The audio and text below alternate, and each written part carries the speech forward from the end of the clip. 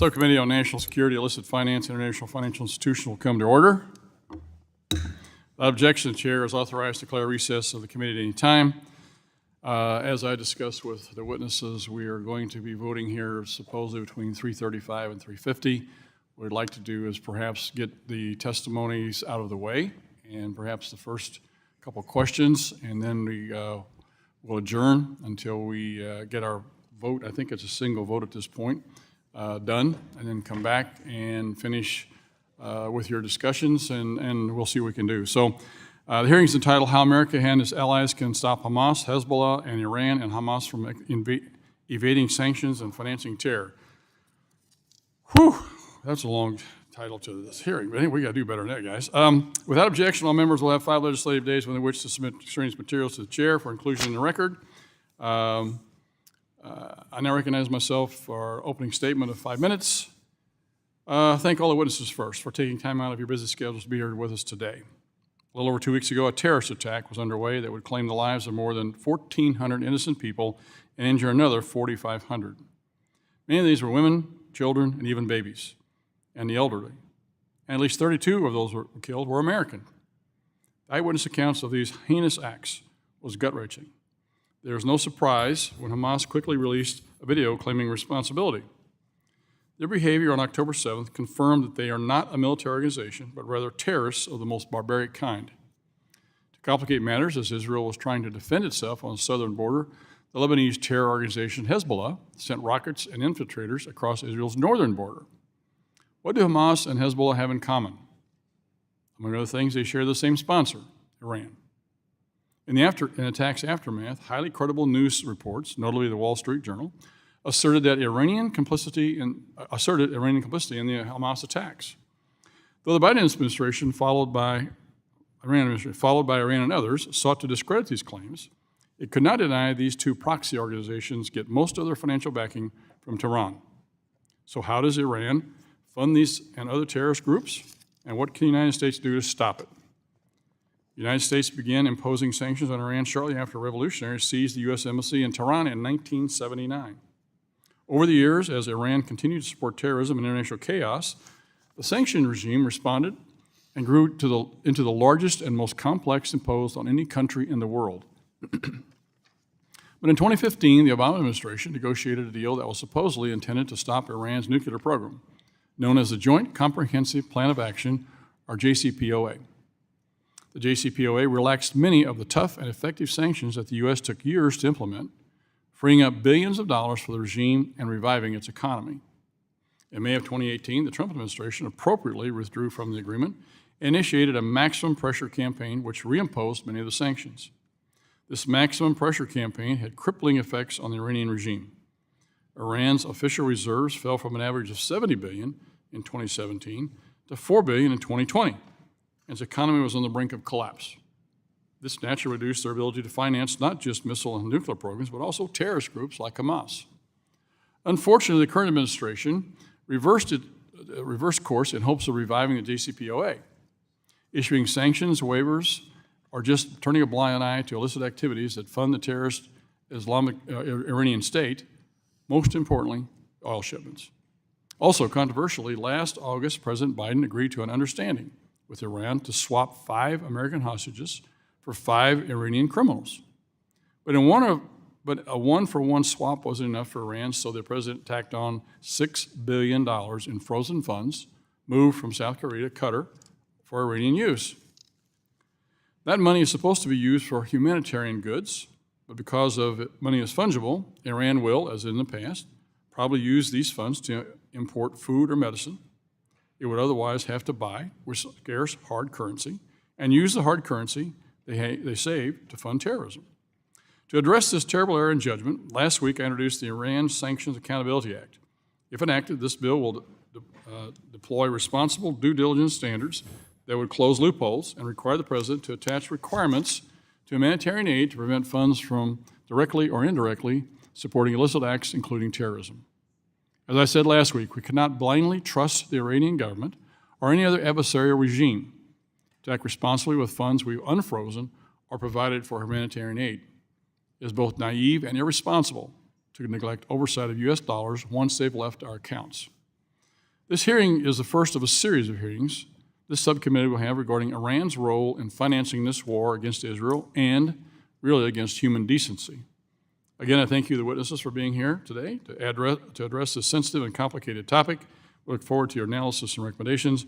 And with that, the chair now recognizes the ranking member of the subcommittee, the gentlewoman from Ohio, Ms. Beatty, for 4 minutes for an opening statement. Good afternoon, and thank you, Mr. Chairman, for holding this hearing, and thank you to our witnesses for not only appearing here today, but indulging us as we may have to recess. On October the 2nd, Hamas carried out a devastating surprise attack that we all witnessed on Israel, inciting a conflict that has led to the tragic loss of thousands of Israeli and Palestinian lives, children, and families. Let me be clear. We unequivocally condemn those vicious terrorist attacks against innocent civilians and support Israel's right to protect and defend herself in the face of these atrocities. This horrific attack, which undoubtedly took years to finance and plan, underscores the importance of identifying and disrupting funding streams for terrorist organizations such as Hamas, Palestine Islamic Jihad, and Hezbollah. It is quite literally a matter of life and death. While the largest source of Hamas financing is direct state sponsorship from Iran and other countries, the terrorist groups also generates vast sums of revenues from its global portfolio of investments, taxation at border crossings, extortion and racketeering, as well as crowdfunding and charitable donations. For decades, the Treasury's Office of Terrorism and Financial Intelligence, FTI, which includes the Office of Foreign Assets Controls, has long endeavored to disrupt Hamas's financing operations, and in the wake of the recent attacks, has taken immediate steps to further target key Hamas operatives and financial facilitators. Treasury has utilized several national security tools, such as including primary and secondary sanctions, strengthening AML and CFT frameworks in vulnerable jurisdictions, and partnering with regional allies in the private sector for information sharing and coalition building. At the same time, Treasury is also working hard to bolster the United States AML and CFT regime to prevent bad actors from using the financial systems to launder money and engage in other illicit activities. The Biden administration has employed a multilateral approach to U.S. national security, overseeing the most significant set of comprehensive sanctions against Iran, while committee Democrats have led the way to eliminate vulnerabilities in our financial system with the Anti-Money Laundering Act and the Corporate Transparency Act. Well, some of my colleagues on the other side seek to blame the Biden administration for the horrific attack on Israel. The fact remains that for the first 2.5 weeks of this conflict, the House of Representatives was speakerless due to the pointless civil war that Republicans were going through, rendering Congress unable to respond to this crisis. Now, my colleagues have managed to appoint a speaker that we just did on the House floor, and I look forward to getting back to the business of the American people to protect our national security and to provide much-needed aid to our allies. We will also hear today, many will want to talk about the $6 billion. They will want to talk about that those dollars were used to fund Iran. I can tell you, because I met with our Deputy Treasurer, it is not true. Those dollars have not been requested or asked for. Mr. Chairman, I yield back. The gentlelady yields back. The chairman and the ranking member have a minute reserved, but they're neither here, so we'll proceed. Today we welcome the testimony of our guests here today. We start with Mr. Jason Brodsky. Mr. Brodsky is the Policy Director of United Against Nuclear Iran. Mr. Richard Goldberg. Mr. Goldberg is a Senior Advisor at the Foundation for Defense of Democracies. Mr. Gabriel Nourahana. Mr. Nourahana is a Fellow at the Gamunder Center for Defense and Strategy at the Jewish Institute for National Security of America. That's about like the name of our committee hearing today. Mr. Zorinsky, Adam Zorinsky is our next witness. Mr. Zorinsky is Chief Executive Officer of Inca Digital, and Mr. Matthew Levitt, Dr. Levitt is the Director of the Reinhardt Program on Counterterrorism and Intelligence, and former Wexler Senior Fellow. We thank each of you for taking time to be here today. Each of you recognized for 5 minutes to give your oral testimony, presentation of testimony without objection. Each of your written statements will be made part of the record. Just a little housekeeping here right quick. Your microphones will pick up your voice if you put it very close to you. Those are little boxes that you can pull toward you. I would ask that you pull that box toward you so when you have the microphone straight in front of you, you can speak into it. The acoustics in here are very bad, and so we can all hear. We have our stenographers over here, if they can't hear what you're speaking, they have some problems, and we get a lot of garbled stuff when they get done. So we make sure that they hear exactly what you say. So please pull that toward you. And with that, Mr. Brodsky, you are recognized for 5 minutes for your remarks. Chairman Lukemeyer, Ranking Member Beatty, and members of the subcommittee, thank you for the opportunity to testify today.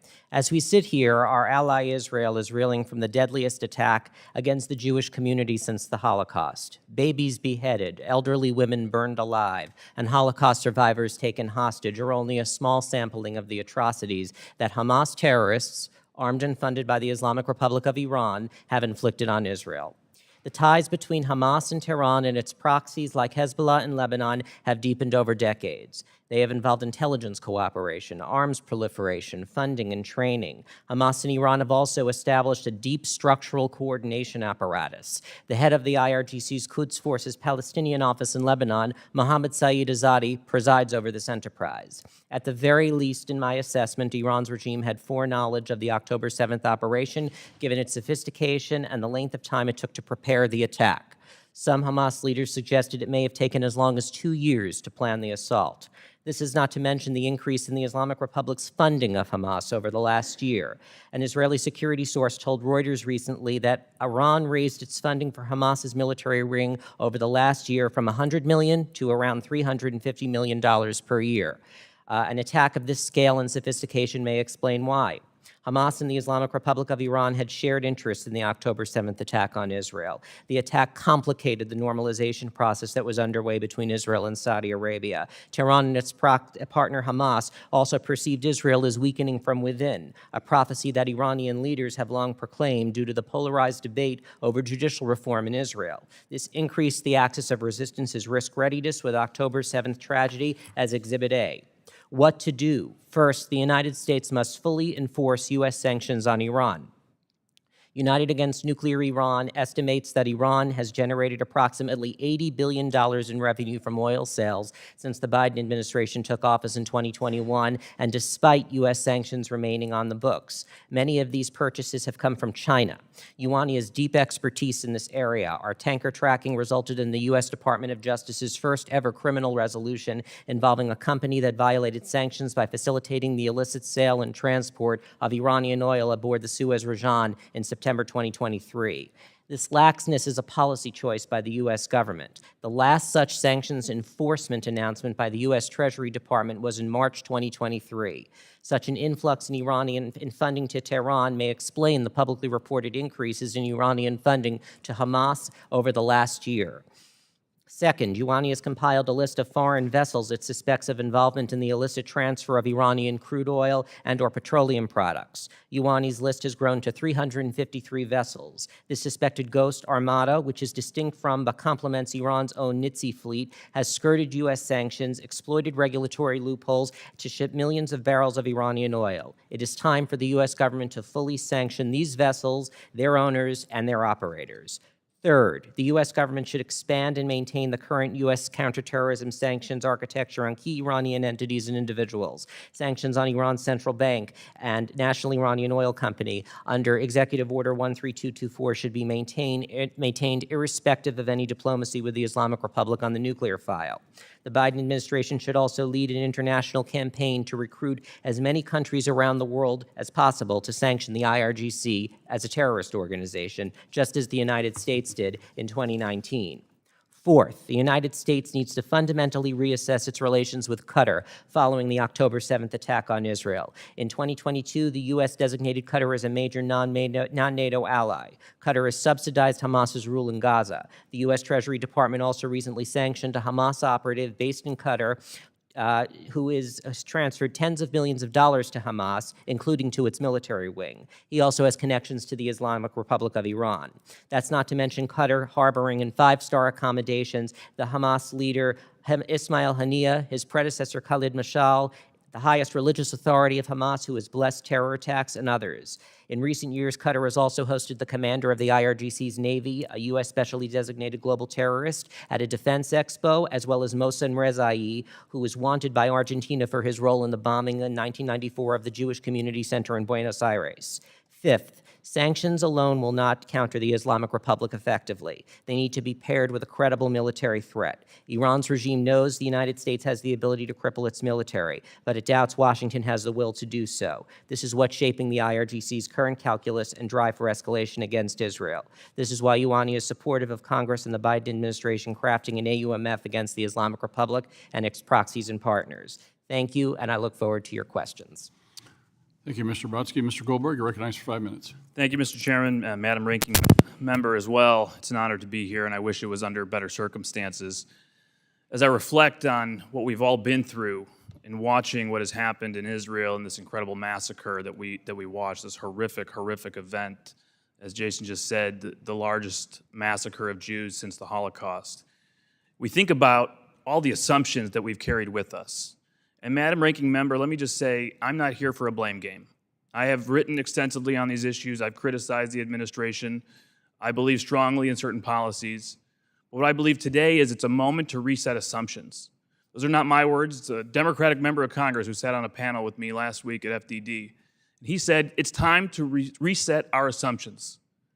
I think that's very true. And this is a moment to restore bipartisanship on issues that used to be completely bipartisan and can be again.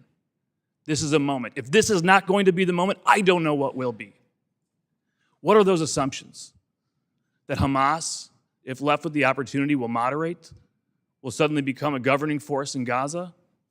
That if we empower other states to sponsor them, to enable them, to host them in their countries, they will become a moderating force? That's behind us. That assumption is gone. Anybody who believed and subscribed to that for years with good intentions, that's over. The Qataris and the Turks need to be held accountable. We can't sit here today and empower countries to host Hamas leaders, to give them money, to give them ideological support, to use their media, their state media, to amplify their propaganda and disinformation. It has to stop. We have to put these countries to a choice, and we have the economic tools to do just that.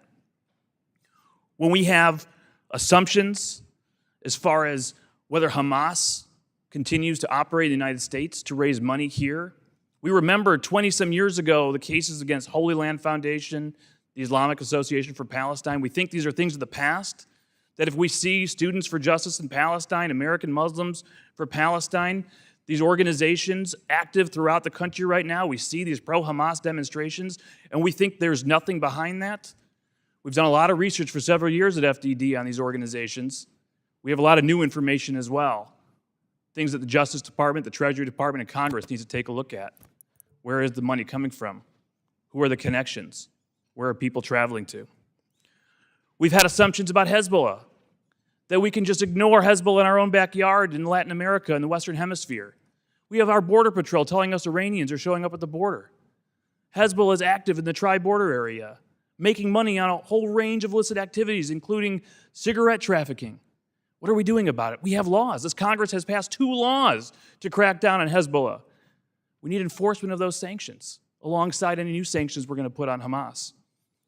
We've had assumptions coming out from some in Washington that if we open up cash availability to the Islamic Republic of Iran, the chief sponsor, the chief terror sponsor of Hamas, complicit in this massacre, that somehow Iran will moderate, that it's okay to open the valve for money to flow to the Islamic Revolutionary Guard Corps that trains, equips, supplies, funds Hamas and other terrorist organizations to carry out this massacre, because at least they'll slow down that expansion of the nuclear program. We'll buy some time before they go to 90% weapons-grade uranium production, all while encouraging this regime, emboldening this regime, and giving it the resources to pour more money into terrorism. No blame games here. Action, action, bipartisan action. Lock down the money. Lock down the $6 billion. Don't forget about the $10 billion that was made available over the summer, transferred out of Iraq to Oman. We have no information on that money today. What has happened to that money? We talk about the $6 billion because the hostage deal was exciting in the news. Talk to me about the $10 billion and more money, because every single month Iraq continues to make electricity payments to Iran into those accounts. Lock it down. You can do that if the administration won't. Turn the screws on oil sanctions enforcement. I wrote those laws as a staffer. They're not permissive unless you issue a national security waiver. They're mandatory. It says shall, not may in the law. You need to turn the screws as Congress on a bipartisan basis and say, crack down on the oil shipments from Tehran to China. And finally, let me say, we have to reevaluate the way we deliver aid into Gaza. We believe that if we just wrote checks to UNRWA for years, the United Nations, that doesn't recognize Hamas as a terrorist organization, that money would make it to the people, not to Hamas. We know that's not true. Mr. Chairman, I look forward to your questions. Thank you, Mr. Goldberg. Appreciate your passion and your information today. That was good. Mr. Rohana.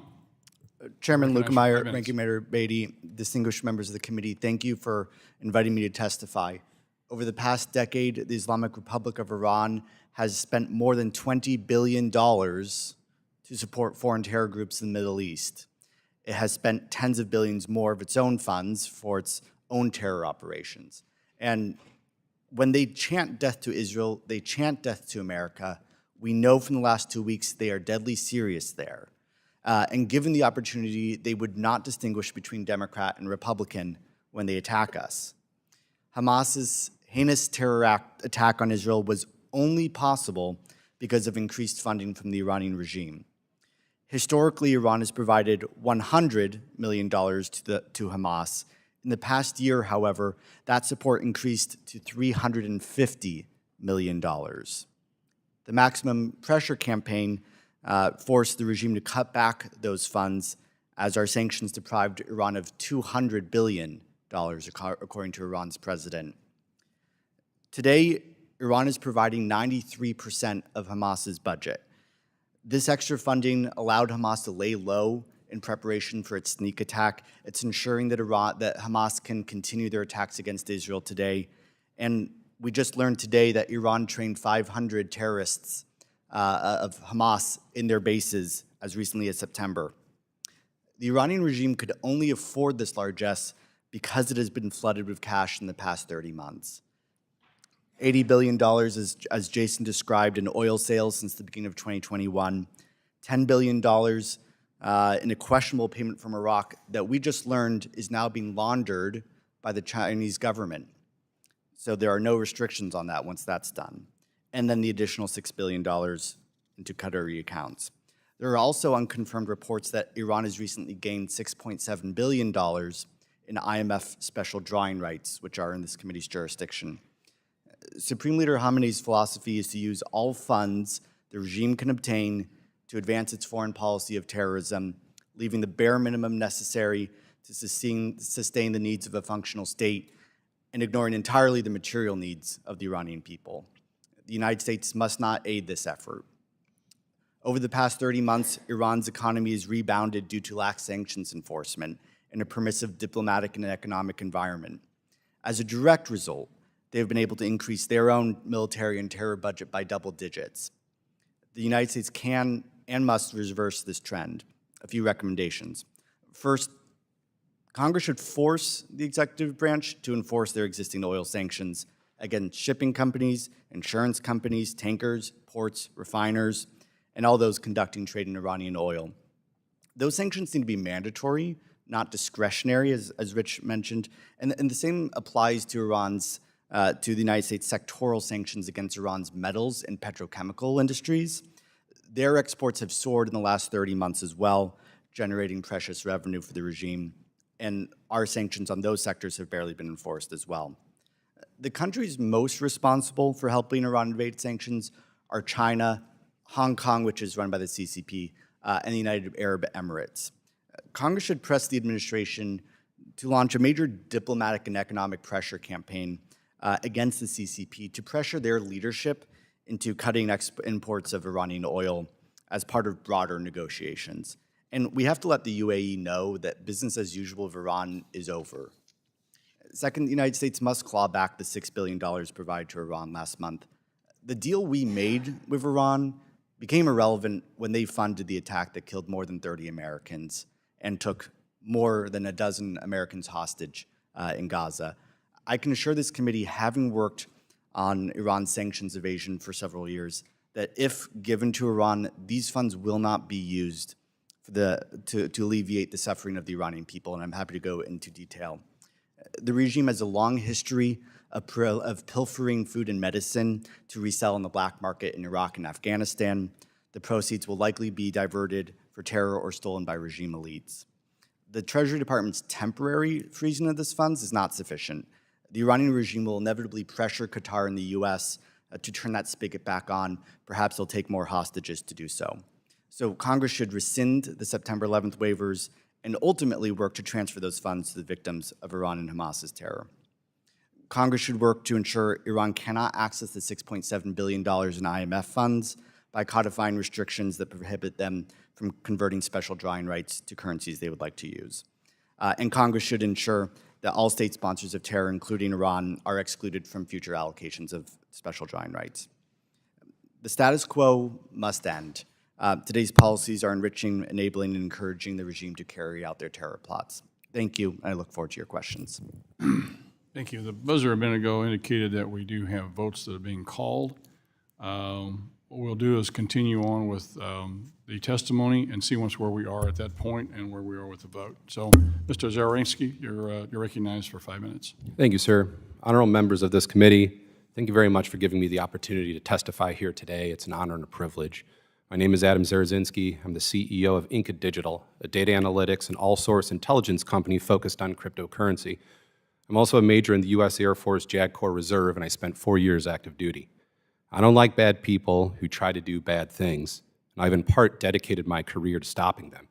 By utilizing the advantages of blockchains and the crypto ecosystem when combined with other open source intelligence, Inca Digital helps financial institutions and government agencies identify and root out those who wish to do harm, both to consumers and to the United States and its allies.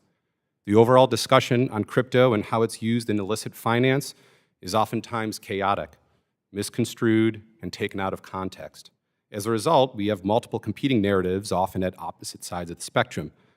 On one end of the spectrum, many paint broad brushstrokes and argue that all crypto is related to crime and illicit finance, and that therefore we should do away with crypto outright or restrict its use in the United States here as much as possible.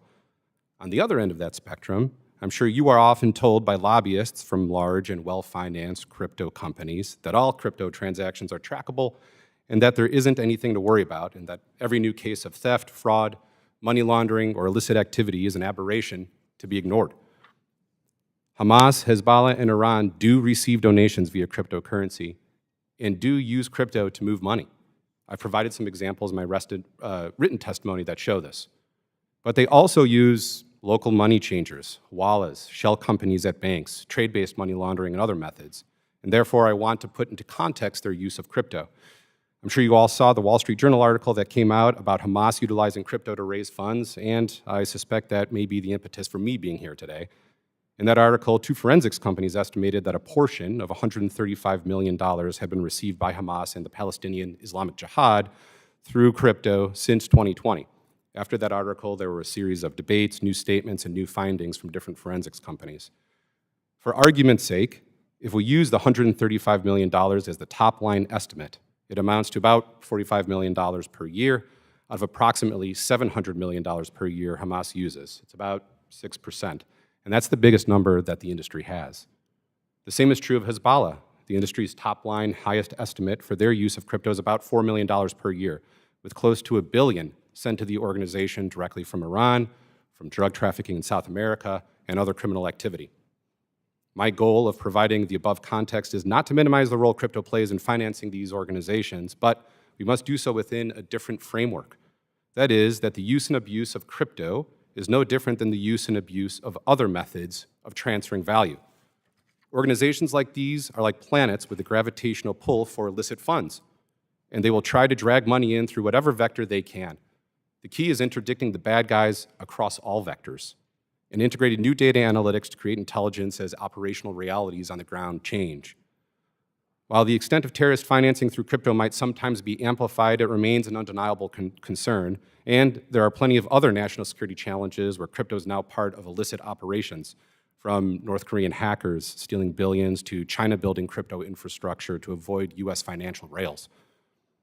Even with these challenges, though, the United States government does not have the capacity to hammer crypto out of existence. No amount of sanctions, no amount of stringent policies against crypto here at home will stop Iranian or Russian crypto OTC providers from laundering money. The problem is not primarily onshore in the United States. The problem is offshore, crypto financial service providers that refuse to play ball with US law enforcement because they don't have to. We, of course, can't ignore the problem and expect it to go away either. You are right to be concerned. Hamas and others will exploit any weak spot in order to bring in funds, crypto or otherwise.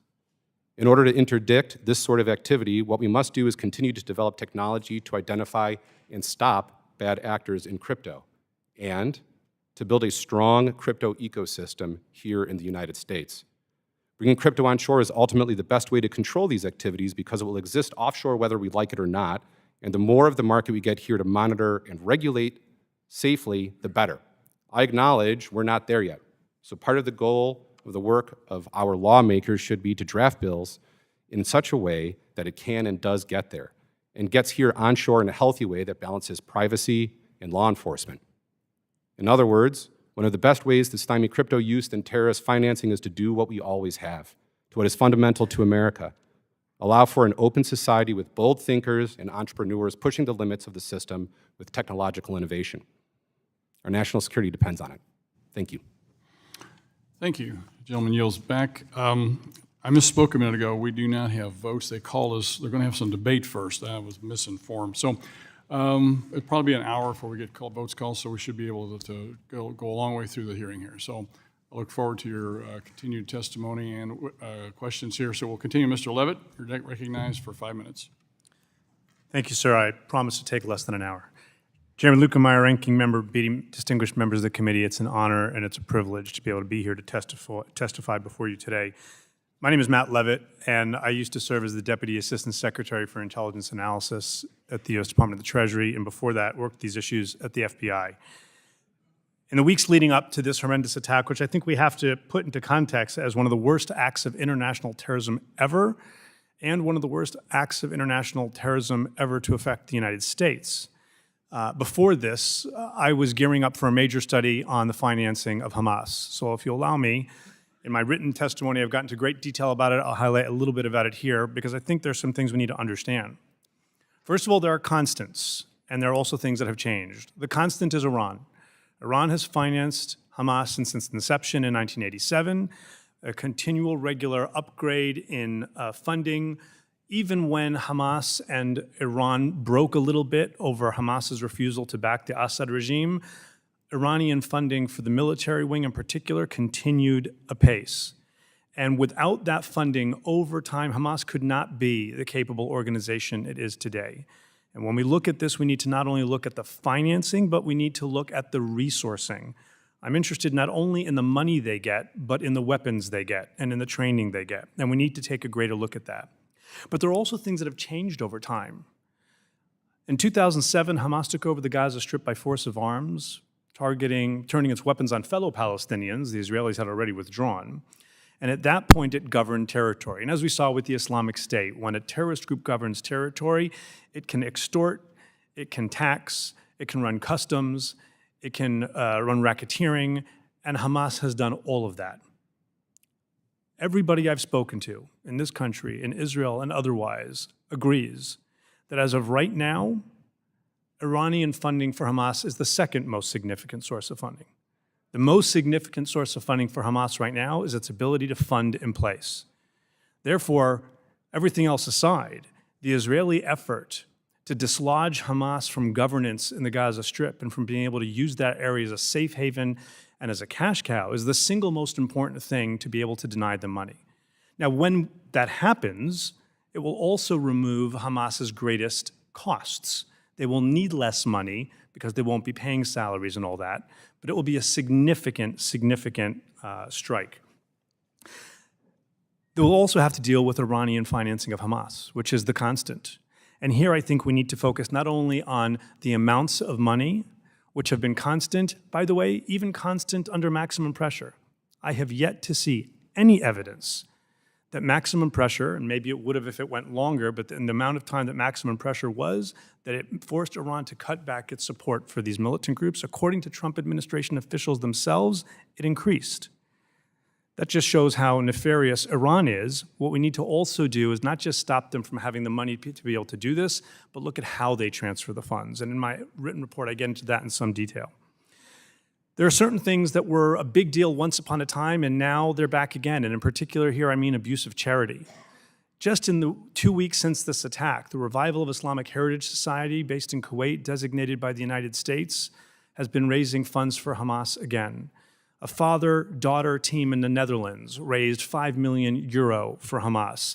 The Union of Good, designated by the U.S. Treasury, created by Hamas for Hamas to oversee charitable giving, is in the business again. I'm going to skip my comments on crypto because Adam did a great job. I get into it in my written testimony.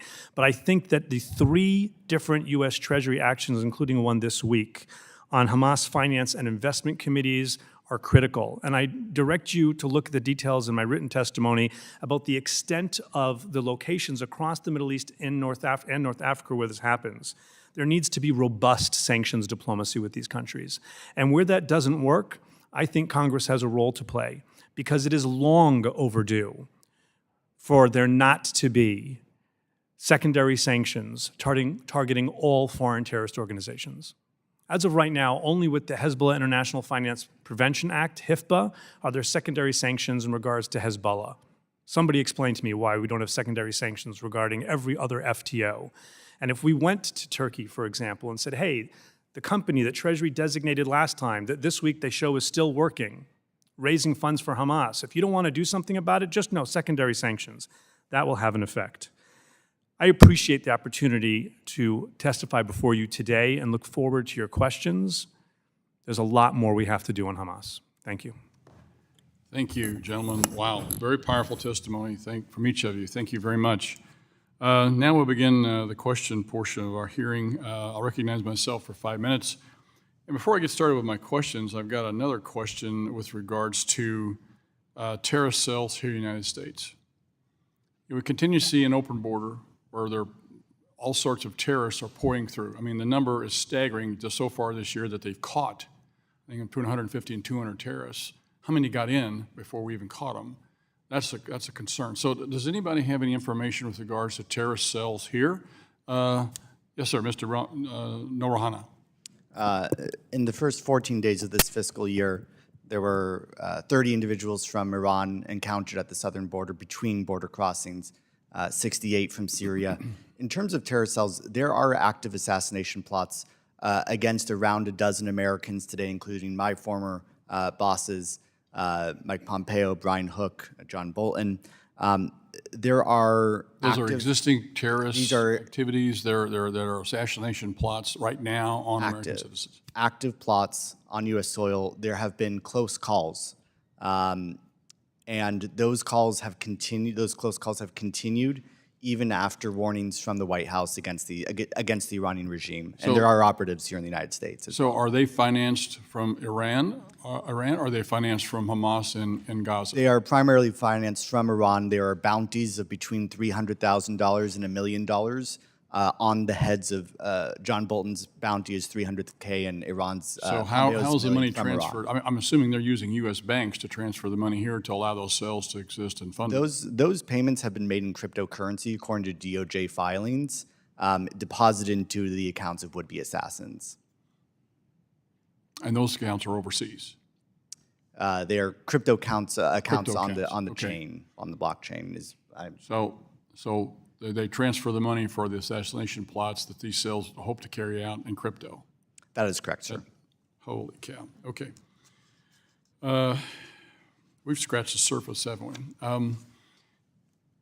First question I have is with regards to the UN Security Council Resolution 2231, Iran nuclear deal. A core component of the UN Security Council Resolution 2231, commonly referred to as the Iran nuclear deal, prohibits transferring missiles, drones, and adjacent weapons technologies to and from Iran. That resolution expired 1 week ago on October 18th. As a result, the UN no longer prohibits Iran from activities related to developing nuclear weapon delivery systems, including intercontinental ballistic missiles, ICBMs. Moreover, the UN Security Council is no longer monitoring Iran's imports and exports for items that could contribute to the nuclear program. While the US and EU decided to maintain restrictive measures against Iran, those two countries represent just a small portion of the 193 countries bound by UNSCR 2231. Mr. Goldberg, please describe the gaps that are in place as a result of the expiration of this agreement that allow Iran to buy and sell previously controlled technologies. Yeah, thank you, Mr. Chairman. This is a really important issue. This administration has valued multilateralism as something paramount in their foreign policy. The value and legitimacy of a Security Council resolution, of working with allies, of not just having America first policies in our sanctions, but going to countries and saying, we have sanctions, we are going to enforce our sanctions, and they are in line with the Security Council resolution. One would think that if you had the ability to keep a Security Council resolution restriction on Iran with respect to the transfer of missiles and drones and conventional arms, that you would want to keep that in place. Because right now we see Iran transferring armed drones to Russia for months for use against the Ukrainian people. We see the ability of Russia now to work with Iran to advance their missile program for use against us, the United States of America, as Chairman, as you mentioned, in their long-term ambition of developing ICBMs. And so the question is, could we have avoided this gap that we now have? Last Wednesday, when the president was in Israel expressing his solidarity with the Israeli people, it was the same day he was allowing, with our European allies, that Security Council resolution restriction to expire. It actually doesn't have to expire. We can bring it back anytime we want. We can work with the UK, France, and Germany, send a letter that we can write in the back right now, Mr. Chairman. Dear Mr. President of the Security Council, we're triggering the snapback of UN sanctions, and in 30 days it all comes back, and Russia and China can't do anything about it. The only reason you wouldn't do that is either A, you're keeping the possibility of continued nuclear negotiations and a nuclear deal on the table, or B, you fear Iran's response, and therefore you're actually signaling at this moment of trying to restore deterrence that we're afraid militarily of the Islamic Republic of Iran. Anytime you allow yourself to be bullied, you're in for trouble. Just mark my words. Thank you for your testimony. With that, we'll yield 5 minutes to the ranking member, Ms. Beatty from Ohio. Thank you, Mr. Chairman, and thank you for bringing up the whole question of funding with crypto and crowdfunding. And thank you, Mr. Zorinsky, for explaining that. That took care of my question, but I think that's something we need to pay a lot of attention to, and that has also been one of the topics in this committee as we look at illicit financing and what can happen with that. Dr. Levitt, let me go to you. We've talked a lot about not only the financing, but the training, and we've talked about the weapons and the guns. Let's talk about Treasury. So since a lot has been said about what we could do, can you put it in perspective for us on how the Treasury is or can be working to disrupt these funding streams now, or what more can we do? There's a lot that Treasury can do. There's a lot that others can do as well. It's not just a question of Treasury. I expect that the designation package that we saw this week is not the end, but the very beginning of a slew of actions that the U.S. government, Treasury in particular, are going to take, targeting various aspects of Hamas funding and transfer, not all, but many of which will involve Iran. I think one of the things in general that this conflict reminds is that if you don't visit the Middle East, it's going to visit you, and that great power competition and counterterrorism are not mutually exclusive. As my colleague just mentioned, when Iran is sending drones to Russia, which, by the way, it was doing even before the sunset clause just now, before the existence of this UN Security Council resolution wasn't stopping it. That means that there are obvious areas of overlap between great power competition, regional power competition, and counterterrorism, and we need to do a better job there. So I think you're going to see some rejiggering within government of full-time employee slots. Many people were moved, starting in the Trump administration and continuing in the Biden administration, from counterterrorism to great power. And I understand that, but I think it's pretty clear we're going to need to figure out the balance. Let me go to something else that we discuss on both sides of the aisle a lot. And there's been a lot of discussion about this fungibility, and that's with a G, that are designated for humanitarian purposes. The theory is that there's no way to reliably prevent the use of funds designated for food or medicine to be diverted towards the finance of terrorism. Any thoughts you may have on that? Fungibility is a critical issue, so thank you so much for the question. There are two issues here. One is humanitarian aid, and then there's other types of fungibility. With respect to my colleagues, I think I have issues, I have concerns about the $6 billion in the first place, but the $6 billion hasn't moved. It's not fungible. Knowing that it's there doesn't help you. That's not part of the concept of fungibility. Nor did Iran need that $6 billion to be able to finance Hamas, and this plot was financed long before. I don't think there's an issue here of fungibility of funds that this $6 billion affected this particular attack. Iran was already responsible for that in other ways. Humanitarian aid, I think we need to recognize that there has to be a balance. It can't be zero sum. It can't be that we're going to stop all money ever going to terrorism, so we're going to do nothing in a humanitarian crisis. And it can't be that there's a humanitarian crisis, so we're just not going to do anything to combat terror financing.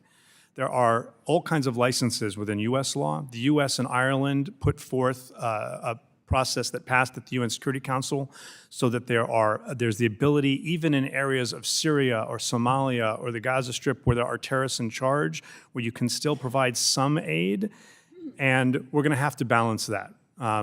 You don't provide all aid, you do it carefully. We can't be comfortable that there's any way to ensure that it won't benefit Hamas at all, but we have to do something because otherwise people are also going to die. Okay, thank you. Mr. Chairman, I only have about 40 seconds left, so I'm going to forego my last question, but I do want to say to all of the witnesses how much we appreciate your being here.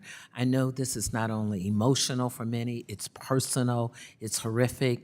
3 weeks ago, I was at the Iron Dome, I was in Israel, and while it's emotional for me, I'm just thinking, what if it would have been 3 weeks later? So again, thank you for all of your comments, your work. We are taking it very seriously, and part of this committee is for us to figure out bipartisan pathways, because we're talking about human lives. It's more than a president, and you're very right. It is up to us to listen and bring forward something. Thank you, Mr. Chairman. Well said, Ranking Member Beatty, and appreciate your service both in country and here. The gentleman from Texas, Mr. Williams, is now recognized for 5 minutes. Thank you, Mr. Chairman, and thank you for the witnesses for being here today. Mr. Goldberg, in your testimony, you mentioned several foreign actors that are supporting Hamas and Hezbollah and other terrorist organizations. You noted that Hezbollah has been a longtime ally to the Mexican drug cartels, which further highlights our country's need to secure the southern border, and I happen to be from Texas.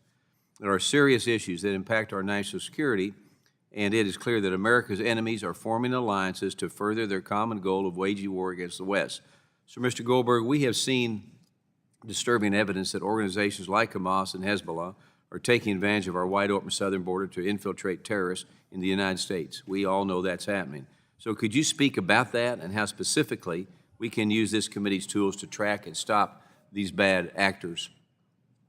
No, thank you, Congressman. That's an excellent question to raise. As my colleague, Mr. Noronha, was just discussing the recent statistics in just this fiscal year from the border of the foreign nationals who are showing up, and as the chairman before he departed had referenced the known unknowns and who's in that population as well. A country that does not control its border does not have national security under control. I think we should all be able to agree on that. Now, maybe we may have differences on immigration policy and all that, and I don't want to go in there, but I will say that having control of our border and ensuring that the known foreign terrorist organizations and their sponsors who are active south of our border with known partnerships and connections to the Mexican cartels to move things into the United States, including people, needs to be dealt with in a very serious and sober way. There has to be a bipartisan way forward to look at the networks that Iran has set up, that Hezbollah has set up in South America, understand what that threat means to the United States, and how we are going to interdict it. I personally think it's impossible to get full control of this if you don't have full control of the border.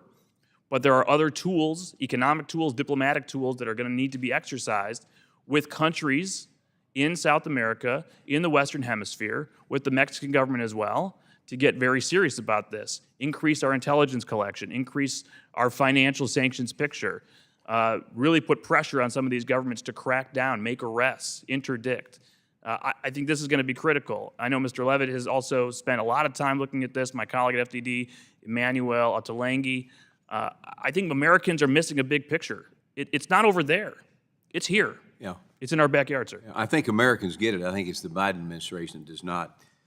Thank you for that. Iran has been continuously evading sanctions for years by using underground financial networks and smokescreens. The Trump administration's maximum pressure campaign dramatically reduced Iran's foreign exchange earnings, but now sanctions are clearly not having the intended effect due to the lack of enforcement and lenient waivers by the Biden administration.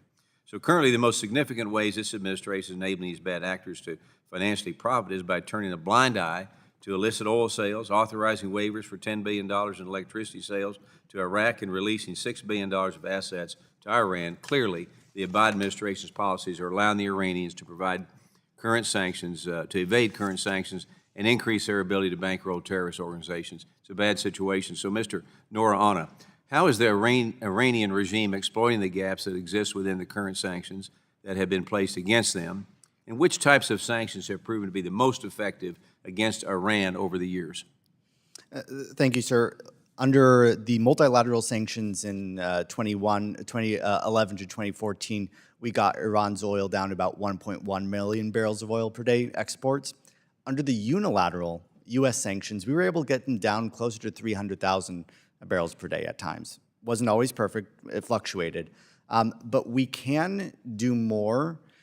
What they are looking for is for us to ignore shipments to China. They're looking for the tankers, the insurance companies, all the ports that service those boats. They all want to be able to do that without penalties. And so far, they've gotten away with that.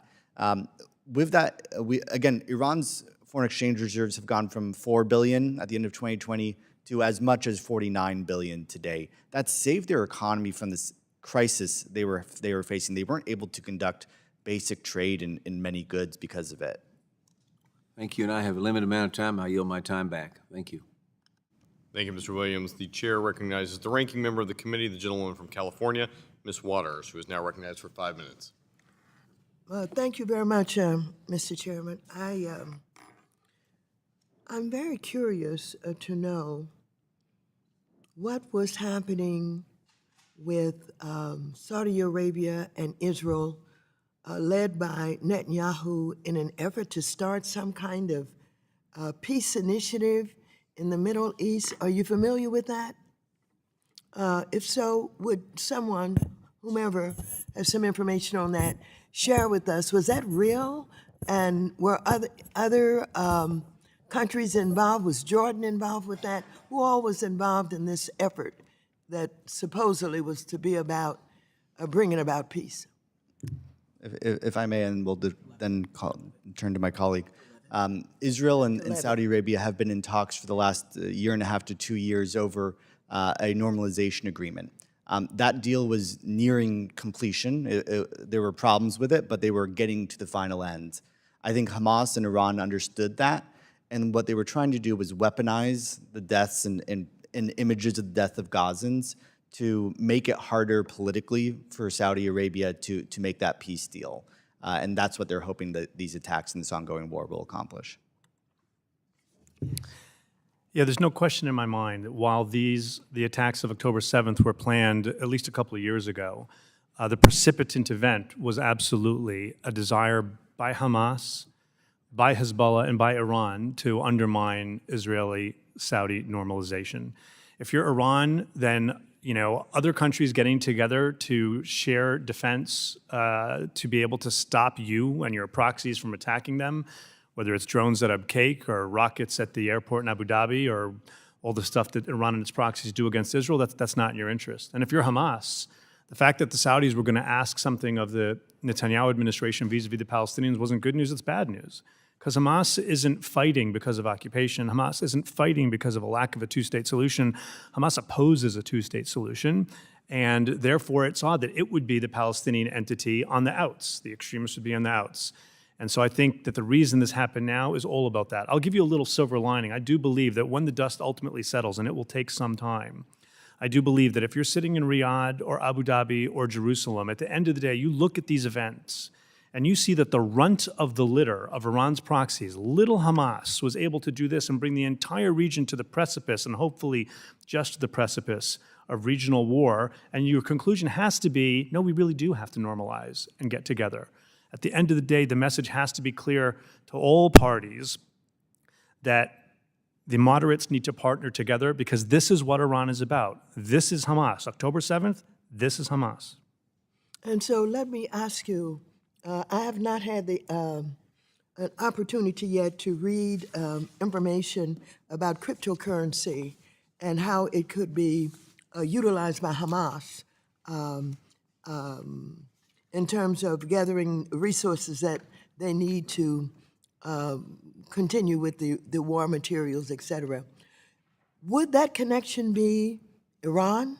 Is the crypto connection with Hamas? Hamas doesn't need Iran for a crypto connection. The nature of crypto is that it's decentralized and they can access it themselves. But I think I'd like to defer to Adam on the nature of this, because that's his business. Thank you. Thank you, ma'am. No, I mean, I think Dr. Levitt is right. So what we see is Hamas utilizing cryptocurrency to fundraise. That does happen, and that happens external from Iran. You'll see my written testimony. They'll put up a website. Some websites are now hosted in Russia, and they solicit for crypto donations. We can track that, and we can watch as funds flow into their wallet addresses. But that is the primary connection. It's not the only one. I mean, they are utilizing cryptocurrency to move funds back and forth. But the primary method through which Hamas and Hezbollah utilize cryptocurrency is fundraising campaigns. Thank you. I don't have much time left, but I was of the opinion that Lebanon was practically destroyed. But then I keep hearing about Hezbollah that is headquartered there with all these missiles. How could that be if Lebanon doesn't work very well? How could Hezbollah be doing so well there? Hezbollah is the best of both worlds. It's part of the government and also apart from the government. And it is making decisions of life and death and war and peace that without asking the government or the people about it. That's the problem of Hezbollah. It is bringing right now Lebanon to the precipice of real destruction if, God forbid, there is serious war beyond the escalation we've already seen along the Lebanese-Israeli border. Thank you very much. I yield back, and thank you for the extra time. Thank you, Madam Waters. The gentleman is recognized from Georgia, Mr. Loudermilk, for 5 minutes. Well, thank you, Mr. Chairman, and I appreciate all of our witnesses for being here today. As everyone here knows, sanctions are among the most powerful tools we have in our foreign policy toolbox. And when we use those correctly, we can undermine enemies' ability to fight us conventionally. That said, they only work if U.S. payment channels and financial institutions are prolific globally. Mr. Brodsky, I want to ask first about the effectiveness of secondary sanctions in relation to the $6 billion in oil revenues that have been discussed in the news lately. In our conversation prior to this hearing and in your testimony, you mentioned the need to levy sanctions on Qatar. If we were to tighten those sanctions, would that undermine the willingness of the Qataris to cooperate in a freeze on that $6 billion in oil revenue? Thank you, Congressman, for that question. I think that the $6 billion, we have to separate that out. The $6 billion right now, the U.S. has oversight on how that's being spent in Qatar. The issue is the fungibility question, and $6 billion that is allocated for humanitarian purchases frees up $6 billion more in the Iranian budget to enable it to use for nefarious purposes around the world.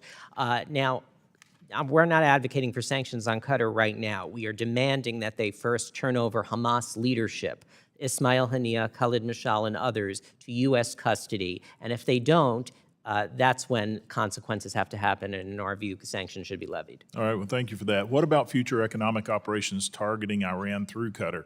Could sanctions on Qatar or Qatar discourage future cooperation with U.S. sanctions?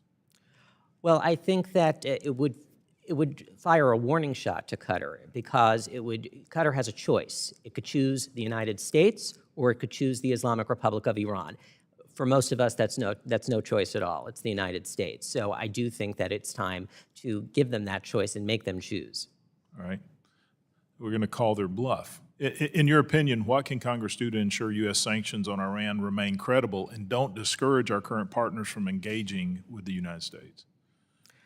Well, I think that, first of all, we have to enforce our sanctions consistently. As I mentioned in my testimony, this has been an ongoing issue. It's a feature, not a bug, of current U.S. policy, and that is because, as a part of the informal diplomatic understandings, as publicly reported, that the Biden administration had reached with the Islamic Republic to de-escalate, the U.S. would turn a blind eye on a lot of these illicit purchases of Iranian oil, especially from China.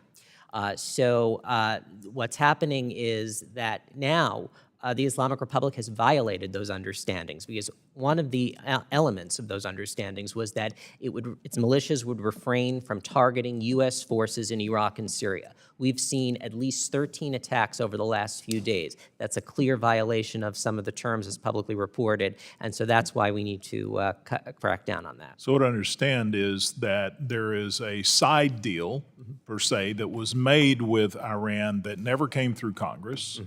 And even though that side deal was done, the administration is looking away at the violations of what I would call an illegal side deal.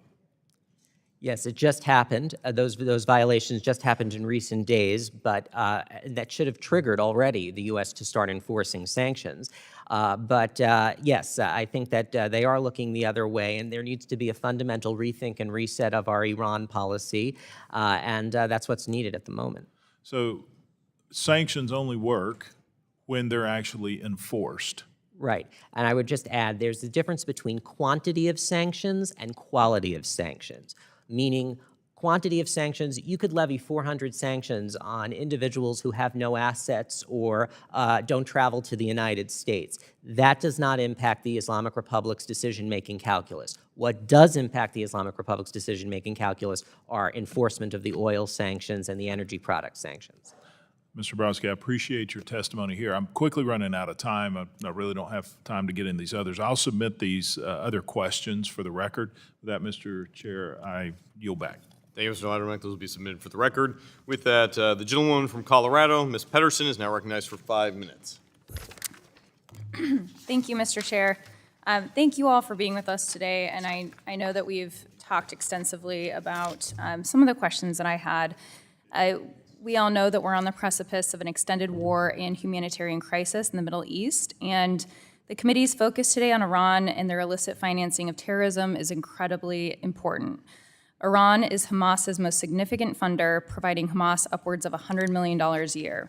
And while we still don't know if Iran directly coordinated with Hamas on the recent attacks, it is clear that they are complicit with these actions.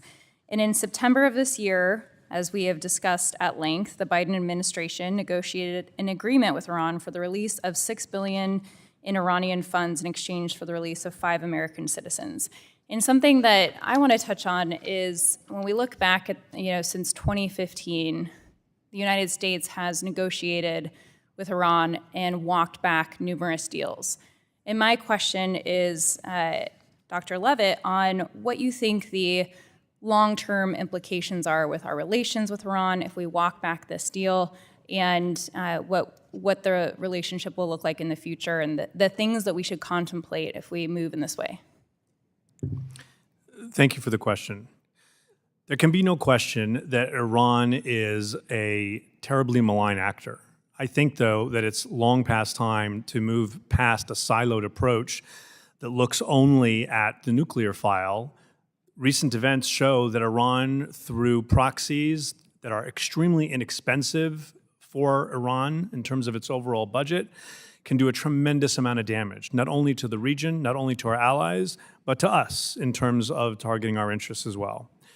We need to balance what sanctions we want to consider revitalizing. We need to balance also the nuclear program. So while we move out of this siloed focus, we need to recognize Iran is closer today to being able to have a nuclear capability than it was under the JCPOA. And I don't say that as a partisan statement. So this is a complicated matter, and it's not one to be decided in the emotion of the moment. I also think that it's not the case that the only way to deal with things like the sunset clauses is to snap back. I don't have any faith in the United Nations tracking these things. We were never using the United Nations to track these things. It was US intelligence and British intelligence and others, and that is absolutely still happening. In fact, our European allies, most of them are saying they're not going to respect the end of this sunset, and they're not going to allow this. So I think we need to take a holistic view at all of our authorities. And while I appreciate the comments as a former Treasury official about how effective sanctions are, I'm going to be the skunk in the room and say sanctions are not going to solve your problem, never alone. They have to be part of a larger toolkit. Thank you. I'd love to talk about that larger toolkit, but also when you acknowledge that sanctions are not the only answer and they have to be used strategically, and I think something that I'm concerned about is if we overuse them, that we push the move away from the US dollar and the implications there for our economy. And so when we look at the roles that Qatar and Turkey are playing in financing terrorist groups like Hamas, what do you think the long-term consequences of looking at sanctions, because we know that they are supposed to be our allies in ways they hold key military bases for the United States. So how can we think about approaching Qatar and Turkey around these issues as well? So first, I think there's a lot to be discussed on concerns about the overuse of sanctions, but we shouldn't be too concerned about that. We do need to be concerned about that. There were sanctions on people related to the International Criminal Court that I thought were ridiculous and severely undermined the credibility of our sanctions regimes, not just that particular set of authorities. But the sanctions are here to stay. If we decide that every problem is a nail and every solution is a hammer, if every problem has a sanctions answer, not only is we're not going to be effective, we could undermine the ability of sanctions. But I don't accept the argument that if we consider sanctioning Hamas or Iran, we're automatically moving towards the devaluation of the dollar. Qatar is an extremely complicated situation. The fact that Hamas leaders, leave aside the luxury they live in, live there, while Hamas carried out this attack that targeted so many Americans is beyond the pale. And every one of them should be indicted, period, for starters. We also need to recognize the Al-Udeid base is there. That's not something that we can easily replicate elsewhere. And so it's not going to be as easy as just saying, hey, we should just take Qatar to the wall. There's going to be some process here, especially as in the moment while they are helping to negotiate some hostage release. I don't forgive them what they've done in the past in terms of housing Hamas because of that, but in the moment, we have to let that play out. Thank you very much. Time has expired. The gentleman from Colorado yields the remainder of our time. The gentleman from Pennsylvania, Mr. Mauser, is now recognized for 5 minutes. Thank you, Chairman. Appreciate you all being here with us. Pretty interesting, pretty alarming, but not surprising. So your comments and statements, and the sort of the sad fact is that we know how to correct this, right? There's a solution here. You're nodding your heads. It's a pretty simple solution here. Iran funds terrorism, Hamas, Hezbollah, list goes on. And here we are, we have an administration that's busy doing JCPOA, trying to keep them from expanding their nuclear weapons against every other country, including Israel and the United States. You know, I've been to the Atomic Energy Agency, okay? They told us how prior that there were about 9 or 10 or 11 violations of uranium being moved and everything else taking place with Iran. They're not to be trusted. They fund terrorism. So it must be very frustrating as you're specialists in this that the solutions are pretty right in front of us, and yet we're dancing around them. We have a Biden administration that has this inexplicable affinity and affection for this regime. It's absolutely maddening.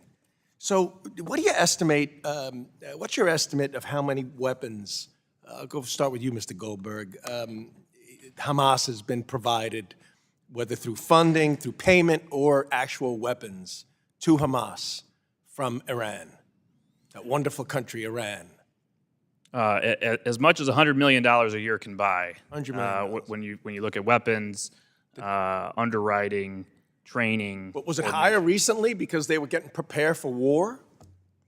The terrorist attack on Israel, where they mutilated 1,400 to 1,500 Israelis? Well, I'll say that we know Americans killed Americans, took Americans hostage.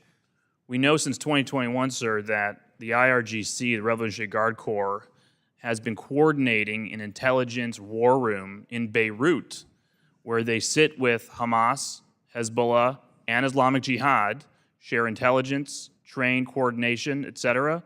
The Wall Street Journal has extensive reporting, including just a few hours ago, on the role Iran has played. Right. This is extensive. The idea that we're going to try to separate Iran from this massacre We have a Department of Defense and a State Department that says, we don't see any direct connection, and the White House. And yet the head of Hamas was in Tehran 10 days before the invasion. What were they talking about, the weather?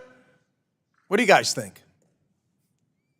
Well, you know what I would like to know? I'd like to know why 24 hours after Tony Blinken was in Doha, the Iranian foreign minister was allowed to show up and meet with Hamas's leader who lives there, and why we do nothing about it with the Qataris. Why we have all this, we have to balance our act with the Qataris. It's complicated. It's not complicated. Exactly.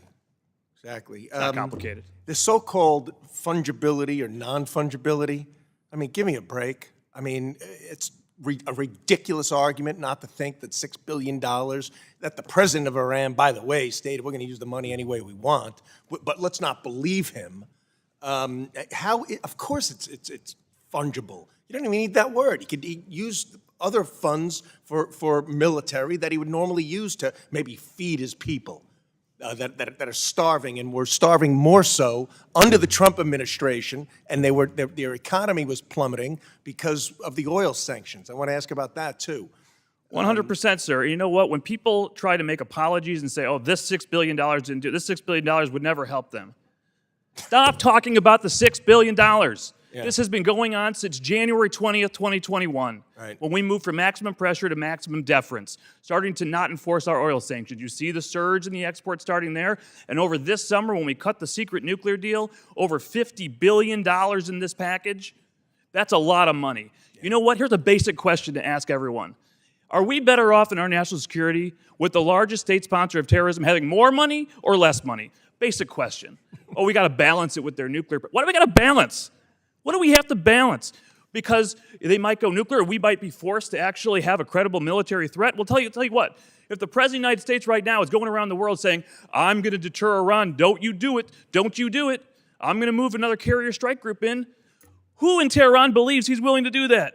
He's afraid to snap back a UN sanctions resolution, for God's sakes. Saudi Arabia, Israel, all the countries are not in favor of our ridiculous appeasement policy with Iran. I'm out of time. Thank you all very much. Keep up the good work. I yield back, Mr. Chairman. Thank you, Mr. Muser. Good line of questioning there.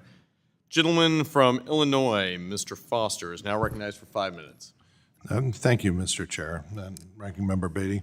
You know, first, just a quick comment about the JCPOA. You know, I'm a physicist. I spent I don't know how many hours getting classified briefings on the breakout time for Iran under that deal. And it is my opinion, as a physicist who understands this technology, that it was an incredible blunder by the previous administration to tear up the JCPOA, which resulted in a lack of inspectors with and equipment looking at the real-time performance of the Iranian nuclear facilities. And that was, it's going to go down in history, one of the biggest counterproductive blunders ever. But now my question, Mr. Levin, can you talk a little bit more about the entire toolkit? You know, it seems to be that one of the real points of leverage that we have with Iran is that young people especially kind of hate the autocratic theocracy that's running the place. And that there's a danger that if we provide the wrong kinds of sanctions, the wrong kind of financial pressure, it simply gives the government an excuse for why things are going so badly. And so how do we look at that? And what is, more generally, what's the entire toolkit and the pros and cons of using different parts of it? So first of all, thank you for the question. I do think that the majority of Iranians aren't buying what the theocratic regime in Iran is selling, but it is a totalitarian regime, and we see how they react violently against their own, whether it's headscarves or anything else. I don't think that sanctions can make Iranians suddenly like the regime. Even when the sanctions make life difficult, I think people understand, that especially the type of sanctions that we typically employ, that this is targeting the regime and it's trying to prevent the regime from doing the types of things it wants to do. But you're absolutely right, but it can't be all sanctions all the time. It can't, the goal can't be only to maximize sanctions and then the only metrics be how much sanction has there been and how much has the economy shrunk. The goal is not shrinking the economy. The goal is affecting the nuclear program. The goal is affecting their ability to finance militants. And so those are the metrics we have to look at. How effective is the economic pain in changing those policies? We need to have a credible military threat. I do believe that when we put 2 aircraft carriers in the region and we say to Hezbollah in particular, don't, I think they hear that. But I understand here and even partially agree with the argument that over past several administrations, things have happened or not happened, and our allies maybe aren't always 100% sure of how we're going to act. There's utility in that too. I think there's a lot more diplomacy and sanctions diplomacy that can be done. I think the best type of sanction is the one you actually, at the end of the day, don't have to implement. But I think there are other things we can do. The number of children of senior Iranians, the worst of the worst, who travel the world, go to school in this country, go shopping in Paris, is really astounding. And I think that State Department visa sanction authorities could be employed and should be employed. Global Magnitsky authorities should be employed, because if I'm a senior Iranian involved in bad behavior and my wife and children are complaining to me that they can't go shopping in Paris or go to school in America, that's likely to affect me more than, as you heard earlier, a sanction against somebody who doesn't come to this country or have assets in this country. Yeah, thank you. And we've also, some of our witnesses seem to think it's simple with Qatar and we should just, go ahead and threaten them with sanctions. If I recall properly, I think Qatar's very involved in the hostage negotiations, trying to broker a release. Is this a simple situation or is it complicated? Yes and no. It is both simple that Qatar is on the wrong side of some things here, and simple that so long as Qatar can and is playing any kind of a role to get any of the hostages out, we should let that play out. We've seen this in Israeli domestic politics today, where one senior Israeli official tweeted out, we're grateful for Qatari diplomacy, and another senior Israeli official blasted him for it. I think that once the crisis, please God, settles, and I don't pretend that that's going to happen quickly, then we'll be able to sit back and say, okay, how do we reassess our relationship with Qatar? And I think that some of that's going to have to happen. The idea of allowing the heads of terrorist organizations that carry out these types of actions that victimize so many Americans and so many others is just mind-boggling. And that can't be allowed to stand. Thank you, and I am out of time and yield back. The gentleman from Iowa, Mr. Nunn, is now recognized for 5 minutes. Thank you, Madam Chairwoman, and thank you to this panel for being here to talk about the Iranian regime and their specific support of terrorism. As a former counterintelligence officer for nearly 2 decades, I have personally witnessed the hostile acts coming out of Tehran, specifically targeting its partners in the region, most recently those innocent individuals in Israel. So let me be very clear at the start of this. The Ayatollah, terrorist groups within the IRGC, and the vile members of Hamas, the United States is never going to falter in our support for Israel or the protection of the homeland. Unless you make an informed decision to stand down, I can guarantee that those members on this panel, both Republican and Democrat, are prepared to assert a maximum pressure campaign of our own. So I want to thank all the witnesses for this committee, and as an Air Force guy, we're going to go A-10 style and really rapid fire these questions. I'll begin here with Mr. Nourhan. Working with our chairman, Blaine Luetkemeyer, the head of the National Security Subcommittee, we have written a bill, and I'm proud to lead, the Revoke Iranian Funding Act. This works with members on both sides of the committee to be able to address an effort led also by Senator Tim Scott in the Banking Committee to permanently freeze the $6 billion in Iranian assets. It enhances the transparency to bolster global security interests, and it restricts access to other means of terrorist financing. So, Mr. Nourhan, let's be very clear here. Is Iran selling medicine and other humanitarian aid for terrorist financing? Yes, it is. Is Iran falsifying official documents to obtain terrorist financing? Yes, it has. Has the Turkbank cooperation in facilitated the fraudulent documents to empower Iran proxy forces through financing? Yes, it has, and there's U.S. government documentation of it. Is Iran the key provider of weapons and munitions to Hamas today? Yes, it is, sir. Is the IRGC, the Iranian Revolutionary Guards Corps, responsible for training and equipping Hezbollah? Without a doubt. In the last week alone, Iran is responsible for enabling 14 attacks on U.S. forces in the Middle East. Is there any reason to believe that Iran has not been direct in both training and equipping these attacks?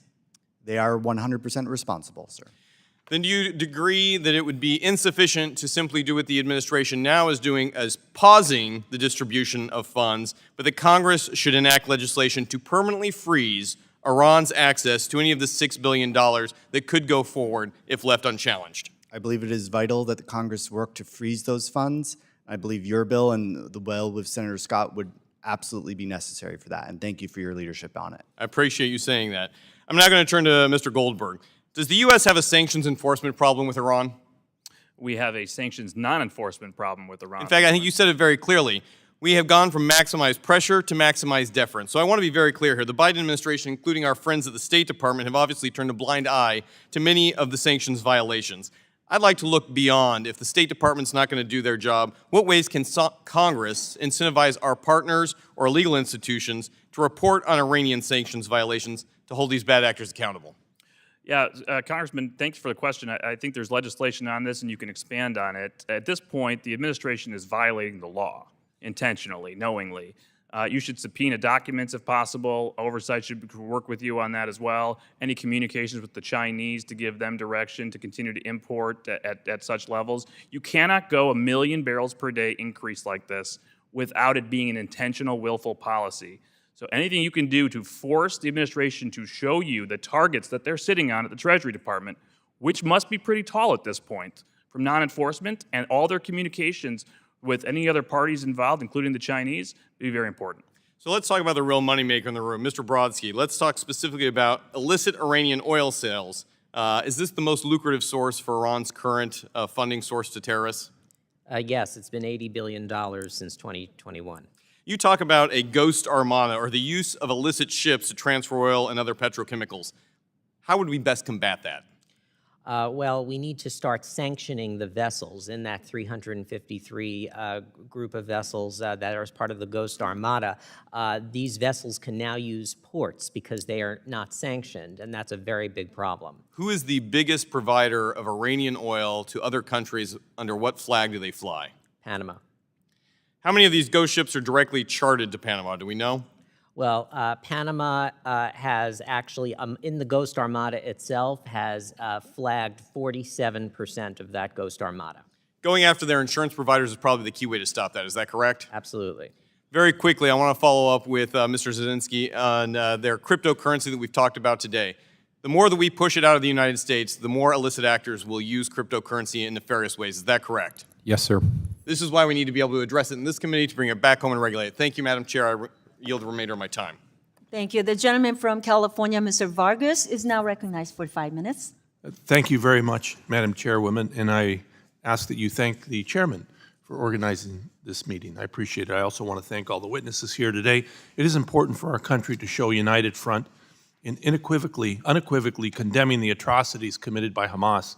We need to express our outrage, and I was outraged by Hamas's murder and massacre of innocent people in Israel. It was an ugly crime against humanity. We know Hamas has received funding, weapons, and training from Iran. We heard that today from our witnesses. We know Hamas has been a designated foreign terrorist organization for over 20 years. We know the connections between Iran and Hamas are extensive, long-standing, and well-documented. We have seen public reporting stating that beginning in August, Iranian security officials began assisting in Hamas's surprise attack on Israel on October 7th. According to the Wall Street Journal reporting, Iran's Islamic Revolutionary Guard Corps leaders and Iran's foreign minister participated in precursory meetings with Hamas and Hezbollah to coordinate these attacks. Over time, Iran has grown its network of proxies through which it funds its foreign terrorism regimes against our allies and partners. According to the Central Intelligence Agency, Iran activates these proxies to escalate the threat landscape in the Middle East. Notably, last week, Iranian-backed Houthi and Palestinian Islamic Jihad militants fired missiles at Israel.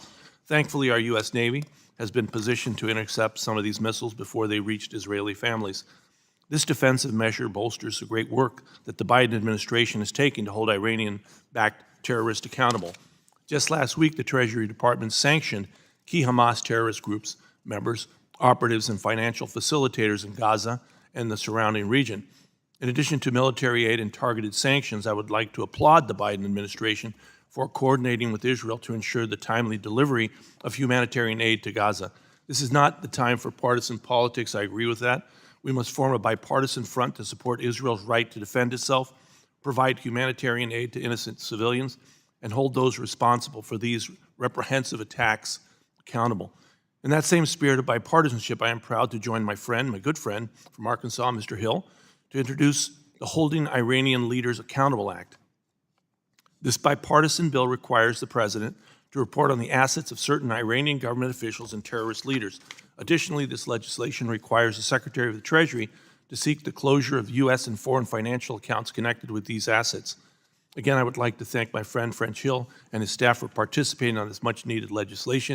And I look forward to the day where there is lasting and sustainable peace in the Middle East.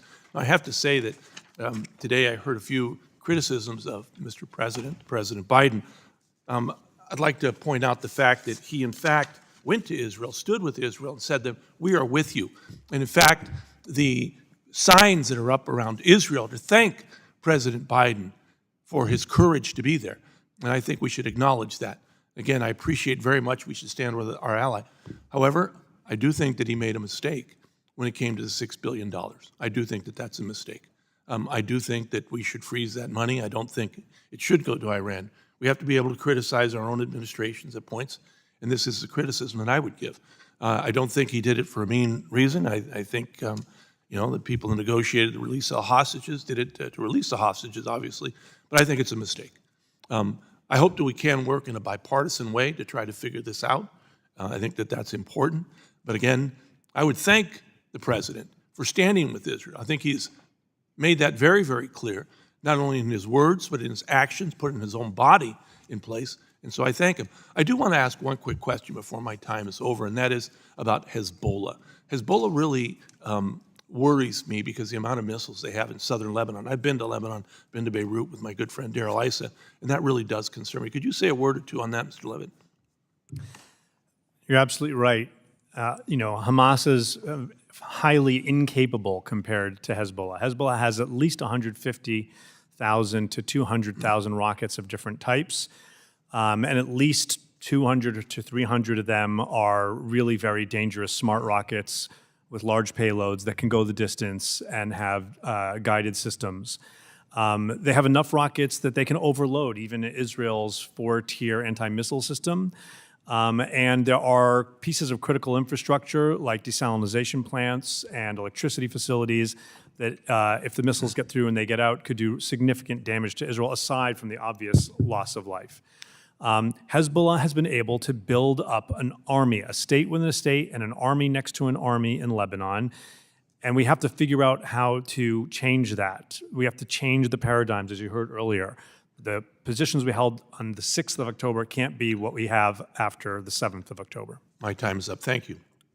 Thank you very much. I'd now like to recognize myself for a few minutes of questioning. First of all, I want to thank you so much for being here. And Iran has made it very clear that its goal is to wipe Israel off the map. And its malign influence campaign and support for terrorist groups like Hamas, Hezbollah in the Middle East, it's made it very, very clear that they are actually, contributing to Iran's goal of wiping out Israel. And for far too long, we have not taken these threats seriously enough. And now Iran is dangerously close to developing an atomic weapon and is more blatantly supporting attacks on the Israeli people. The administration said that the $6 billion in unfrozen funds were only intended for non-sanctioned goods, such as food and medicine. We know, of course, that money is fungible, and Iran has ways to launder the proceeds of unfrozen funds. So, Mr. Noronha, how can the Iranian regime elude the monitoring by the Treasury Department to use the unfrozen funds to finance international terrorist groups like Hamas and Hezbollah? Thank you for the question. One of my greatest concerns is there is no monitoring of end-use goods and medicines after they are bought and transmitted into Iran. So Iran could do two things. They could use those medicines for the IRGC's military, or they can do what they did in 2019. 19 trucks full of medicine were confiscated at the Iraqi border, headed there to be sold on the black market. And who knows what would have been done with those funds. So do you believe we should be thinking about narrowing down the executive authority to waive sanctions on Iran? And if so, how would you narrow that down? I do think that Congress should put more sanctions as being mandatory, change the licenses and waiver processes to be require the affirmative vote of this committee and other committees in Congress, something like arms sales, where if you say we have a really good justification, there's a deal we need to make, we can sell it to Congress, then that's fine. But it should require the affirmative consent, not saying you have to go and now pass all these laws to rescind these waivers. I think that puts power back where it belongs in this chamber. Thank you. According to Bloomberg report, the Chinese imports of sanctioned Iranian oil are running at the highest level in at least a decade. Other reports say that about 80% of Iranian crude exports go to China. So it seems these so-called Chinese teapots, which are small refineries taking Iran's oil at a discount, are part of the problem. So let me ask you a question, Mr. Brodsky. In your written testimony, you state that Iran has generated approximately $80 billion in revenue from oil sales since Biden administration took office in 2021. So in your view, what can we do to reduce Iranian crude exports going to China? And obviously, our goal here is to stop the Iranian regime from funding international terrorist organizations. Yes, it's a very good question. First, as I mentioned before, given that the Islamic Republic has violated those informal understandings that it reached with the Biden administration by attacking U.S. forces in Iraq and Syria, now is the time to really enforce our existing sanctions, especially on the teapot refineries, Chinese banks, Chinese entities. We have not been doing that. I think that if you look at the State Department, they have been saying that we raise the issue of Chinese oil purchases from Iran in our diplomatic conversations. Well, diplomatic conversations are not sanctions enforcement. And this is the same answer that they've been giving for a couple of years now. So I think the time has come for a more aggressive approach. Thank you. Let me come back to you, Mr. Noronha, for one more question. Iran has over $6 billion in reserves held in IMF special drawing rights. The SDRs represent unconditional liquidity. So could you describe some of the risks we face if government in Tehran were able to convert these holdings into hard currency? If Iran got access to $6.7 billion today, it would not go to the Iranian people. It would go to the regime's most immediate needs, which is advancing its terror plots. Having access to that currency is gold for them because their terror proxies don't want Iranian rial, they don't want Iraqi dinar, they want dollars and euros. And that's the fastest way for them to get that is through these special drawing rights. That's why I think it's imperative that Congress work with the Treasury Department to make sure that never happens and that they don't get the next round of special drawing rights the next time the IMF gives a round. Thank you. I know my time's up. The gentleman from New Jersey, Mr. Gottheimer, is now recognized for 5 minutes. Thank you so much, Chairwoman. Sir, thank you, and I really appreciate you having this timely hearing. On October 7th, on Shabbat and the 50th anniversary of the Yom Kippur War, as we all know, Iranian-backed Hamas terrorists invaded Israel, slaughtered Americans and 1,400 innocent Israelis, injured thousands, pulled men, women, young children, and grandparents from their homes, take them hostage. We know how gruesome it was. In 1979, I was 4 when Iranians took 52 American diplomats and citizens hostage, and nearly 5 decades later, my young children have now witnessed the brutal and senseless hostage-taking and killing of Americans and Israelis, and they remain hostages, as we know. Americans are hostage, as well as Israelis. Dr. Levitt, what else can we be doing as policymakers to ensure that my grandchildren don't experience something similar? I know that's a very big question, but in the short run, what do you think we should be doing from a policy perspective right now? I think there are 2 things. The first is, I really do think that there's no excuse for not having secondary sanctions on all foreign terrorist organizations. We have them on Hezbollah, we don't have them on others, and it would give tremendous leverage to sanctions diplomacy when we go to countries like Turkey that are not doing enough on already U.S.-designated investment companies of Hamas, and that's just one example. But I think more broadly, we really need to move beyond a siloed approach. When it comes to an adversary like Iran that's doing multiple really big, bad things at once, I understand, I appreciate the need to focus on the Iranian nuclear file. I was at Treasury when we came up with the original sanctions program. But it can't only be that. What we've seen in the past few weeks is the way Iran, at fairly little cost, and unfortunately, 0 political cost, can bring the entire region to the brink of regional war. And so we have to have a smarter policy. And then it's not just Iran. We have to be able to have a more honest conversation with Qatar, with Turkey, with other countries in the region, so that they understand that this is unacceptable. When a Hamas terrorist involved in a suicide bombing years ago in Jerusalem that targeted Israelis and Americans is able to live freely in Jordan, who's a very close ally, that's a problem. Agree. Thank you. Part of standing with Israel obviously means ensuring that we isolate and punish terrorist organizations, as you point out, like Hamas or Hezbollah, by cutting off their financial resources, which is critical. I was very proud to lead the bipartisan Hamas International Financing Prevention Act with Representative Mass of Florida, overwhelmingly passed out of the Foreign Affairs Committee last week. It imposes sanctions on foreign persons, agencies, and governments that assist Hamas, Palestinian Islamic Jihad, or their affiliates. And I think we need to do everything possible to give, as the President pointed out last week, to make sure that we do everything to crush terrorist organization Hamas, as well as giving Israel room to do everything we can to get the hostages out alive, especially American hostages.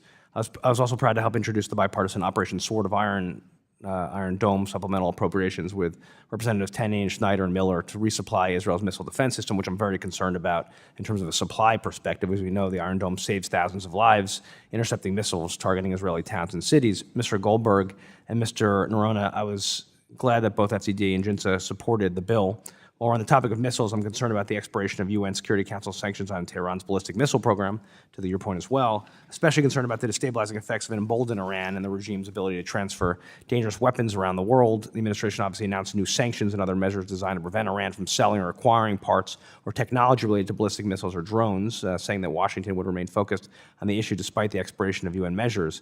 So to Mr. Goldberg and Mr. Noronha, do you think that the administration's new sanctions are adequate? In your view, is there more the administration should be doing? I would come back to a point that Jason made earlier, and that is quantity is not quality. You can come up with a list of targets that are absolutely meaningless, symbolic sanctions. You can have a list and say, we've done this to the drone program, we've done this to the missile program, and it's a press release. And the media does run that story, and it feels like there's a lot of sanctions going on, there's something happening. And by the way, next door, we're releasing $6 billion or $10 billion in Oman, or we're letting massive amounts of oil go to China. So the priority here has to be to lock down resources, deny resources to the regime. Sanctions that help accomplish that are important. Other policies that help accomplish that are priority. Thank you so much. I yield back. Thank you, Chairwoman. Thank you. The gentleman from Kentucky, Mr. Barr, who is also the chairman of the Subcommittee on Financial Institutions and Monetary Policy, is now recognized for 5 minutes. Thank you, Madam Chair. In the last several weeks, we've witnessed the horrors of this unprovoked, savage attack by Hamas terrorists of civilians, 1,400 Israeli civilians killed, over 32 Americans among them, decapitated babies, women, innocent women, elderly women burned alive, hostage taking incentivized by policy. My question is, how did this happen? How did we allow this to happen? And I will note, Mr. Noronha, your testimony that in the past year, Iran's oil sales have soared. The regime's financial support to Hamas has increased $350 million annually.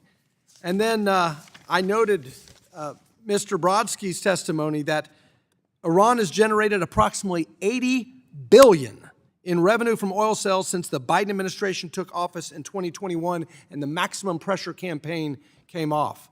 So, Mr. Goldberg, in your testimony, you touch on the fact that over $20 billion in approved, freed-up funds for Iran has helped finance this barbarism by Hamas. This includes $6.7 billion in available resources at IMF, $2.76 billion of funds being helped in escrow in Iraq to pay off debts, and $10 billion of Iraqi debts to Iran made available for non-sanctioned goods. We've heard a lot about the $6 billion hostage deal that actually incentivizes all of the hostage-taking we see right now. But I want to touch on the utility of this stream of funding to the Iranian government, especially this $10 billion issue.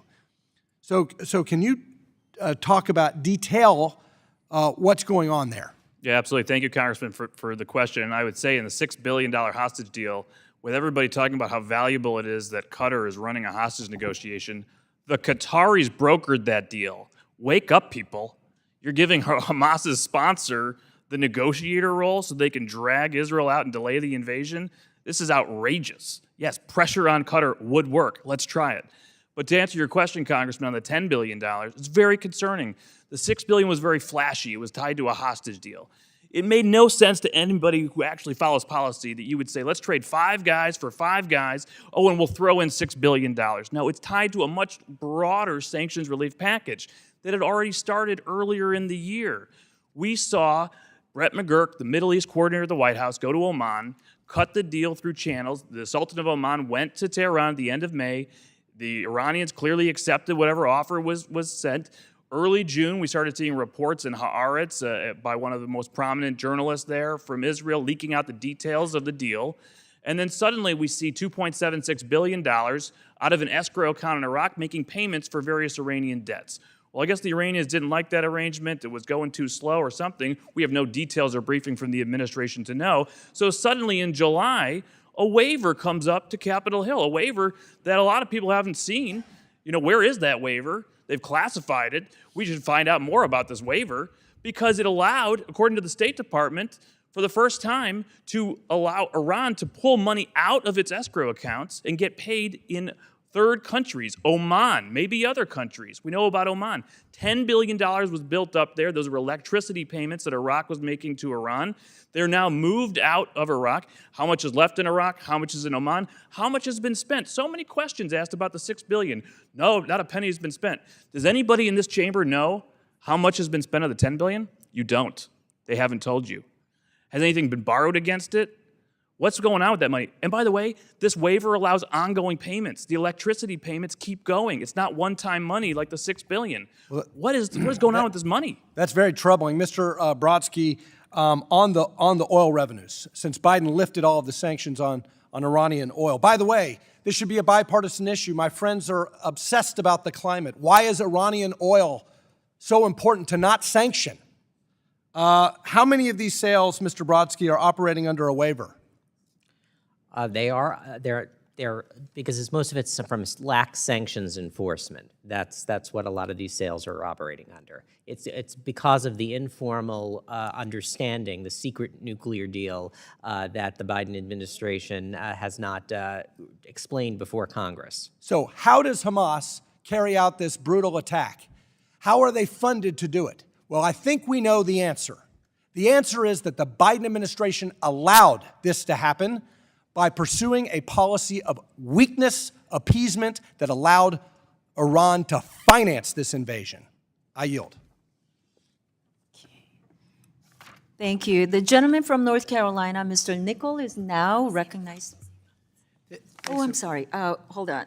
I've been advised that the votes have been called, so it is the intention of the chair to wait until we have 200 remaining votes. Then we will recess and return immediately following that vote. Let me recognize the gentleman from North Carolina, Mr. Nickel, for 5 minutes.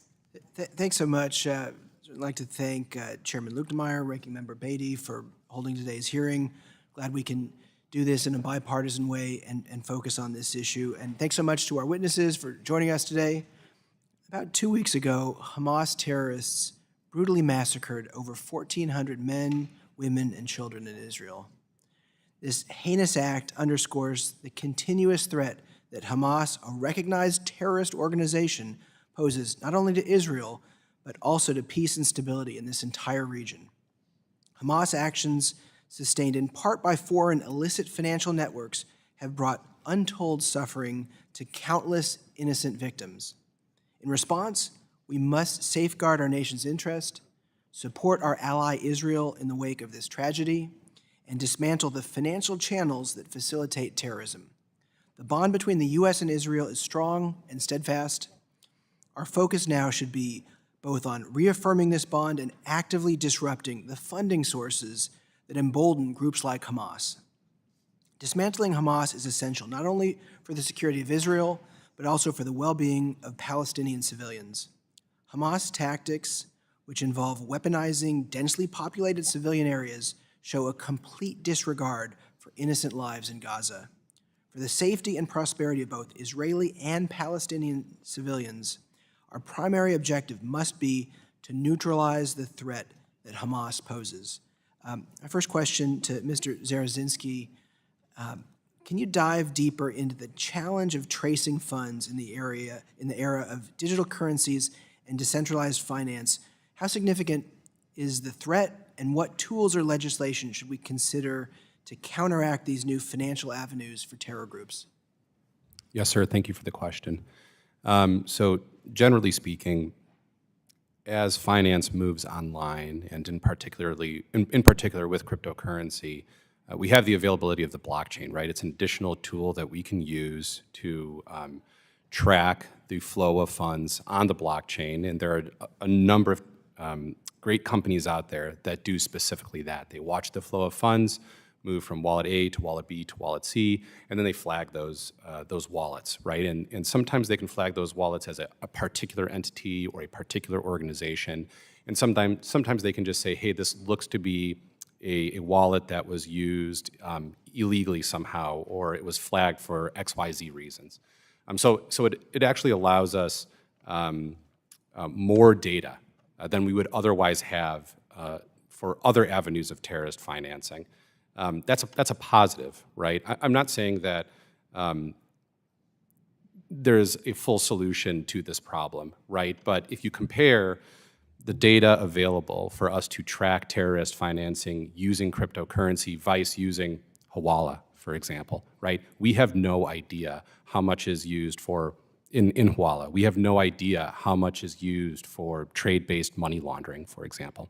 Actually, earlier today, I Googled how much Hamas raised through trade-based financing, and the only articles that were there were articles on cryptocurrency. And it just goes to show that at least we have a number, right? And there's debate on what that number is, but there are a lot of tools available, from Inca Digital's tools to the forensics companies, that the US government currently uses to track that financing, and they're only getting better. So, given that many of the challenges originate from unregulated foreign entities, how can the U.S. ensure its regulations are effectively enforced? I'm not going to comment on policy. Ultimately, I'm a tech CEO, but here's what I'll say. What we need to do is we need to bring crypto markets back on shore. It is literally a zero-sum game. The more liquidity that is offshore, that is outside of U.S. jurisdiction, that's a bad thing. We need to bring that liquidity onshore, where we can regulate it, where we can work with law enforcement, where those organizations are responsive to law enforcement. The more that we bring onshore, the less liquidity bad guys have to launder money globally. Thanks so much. I'm running out of time here, but we'll follow up with the remaining questions. I'm going to recognize a gentleman from Illinois, Mr. Kasten, for 5 minutes. Thank you, and glad to be sneaking in under the wire here. Appreciate you all being here. Last week on October 17th, Senator Warren, Senator Marshall, and I led 102 lawmakers in a bipartisan, bicameral letter to Treasury raising concerns about some of these reports that we've mentioned about the use of crypto in financing Hamas and Palestinian Islamic Jihad. Those reports have indicated more than $130 million of funding. I think several of you have mentioned that the former Secretary of State Pompeo, who was never one to understate the threat of Iran, had estimated in 2020 that Iran provided $100 million. So we're talking comparable orders of magnitude of funding coming in from these channels, and I hope we would provide comparable levels of attention. Among what was seen in those reports, this isn't just us talking, the Israeli Defense Minister Yoav Gallant said the use of digital currencies is making the job of stopping terrorist financing ever more complex. The executive director of the Israeli National Cyber Directorate said in this period of war, cryptocurrency is a major issue for financing terror because there are no other options. And it's also been reported that Hamas is increasingly turning to mixers to generate crypto addresses that obscure the value. With respect to the last comment, as long as we have mixers and anonymous wallets, the blockchain is just a really bad accounting system. Let's not overstate what it does if you can provide those holes in it. I'm proud that the letter was bipartisan. I'm sorry that we did not get any of my colleagues across the aisle in this committee to join the letter, but we were pleased to see that the day after the White House or the Treasury received that letter on October 18th, Treasury's Office of Foreign Assets Control issued sanctions on BuyCash, the digital asset exchange located in Gaza. And on October 19th, FinCEN announced a proposed rulemaking to specifically identify these asset mixers as a class of transactions of primary money laundering concern. And that rule would require financial firms to report information about transactions that involve suspected crypto mixers. Mr. Narounha, just starting with you, in rolling out that proposal, FinCEN said, the lack of transparency surrounding international mixing activity is an acute money laundering and national security risk. Do you agree with that statement? I do, yes. Good. Makes my job easier here. There was also, in April of this year, the Treasury Department released a report entitled Illicit Finance Risk Assessment of Decentralized Finance, and recommended that we strengthen our anti-money laundering and to counter financial terrorism by closing identified gaps in the Bank Secrecy Act, which currently can allow existing DeFi services to fall outside of the scope of the BSA's definition. Again, Mr. Narounha, would you agree that we need to identify those gaps if we're going to shut down sources of terrorist finance? We do, and if I can elaborate very quickly, Iran has been under the blacklist of the Financial Action Task Force since February 2020 because they refused to ratify the Palermo Convention and the Counterterror Financing Convention. It's an active decision in the regime to not be in compliance with any of these things so they can fund Yeah, Hamas. no, and I appreciate that, and one, it's probably more than we could get into here.